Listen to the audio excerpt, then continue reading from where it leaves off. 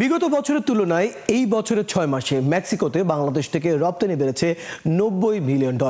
বাংলাদেশ থেকে সরাসরি পণ্য আমদানিতে আগ্রহী দেশটি।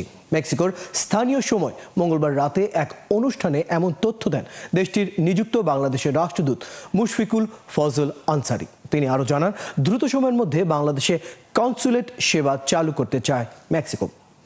সুফিয়ান ফারাবির রিপোর্ট।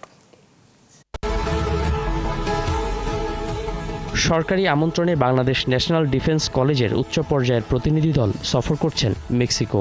বাংলাদেশ দূতাবাসের পক্ষ থেকে তাদেরকে স্বাগত জানান রাষ্ট্রদূত মুশফিকুল ফজল আনসারি। পরে দূতাবাসের উদ্যোগে আয়োজিত আলোচনা সভায় বক্তব্য রাখেন তিনি। বলেন, বাংলাদেশের সঙ্গে ইতিমধ্যেই বাণিজ্য বেড়েছে দেশটির। গত 6 মাসে বাংলাদেশ থেকে আমদানি বেড়েছে $90 মিলিয়ন, টাকার মূল্যে যা 1080 কোটি টাকা। আমরা ইতিমধ্যে গত 6 মাসে $90 মিলিয়ন রপ্তানি বৃদ্ধি করেছি। আমাদের সাধ্য অনুযায়ী আমরা চেষ্টা করছি। আমরা খুব বেশি কথা বলতে চাই না, কাজ করে যেতে চাই। এখানে রাষ্ট্রদূত হতে পেরে আমি সত্যিই আনন্দিত।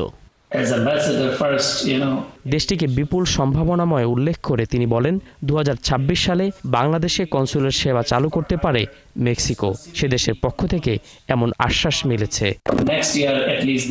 আগামী বছর তারা ঢাকায় একটি কনসুলেট প্রতিষ্ঠা করার ব্যাপারে কাজ করছে, যাতে করে মেক্সিকোর ভিসা পেতে আমাদের অন্য দেশে ছুটতে না হয়।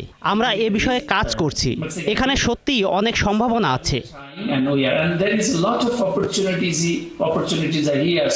এছাড়া দেশটির প্রাইভেট সেক্টর বাংলাদেশের সঙ্গে আরও নিবিড়ভাবে কাজ করতে চায় বলেও জানান রাষ্ট্রদূত। language institute in Dhaka. Sufian Farabi, 71, Dhaka.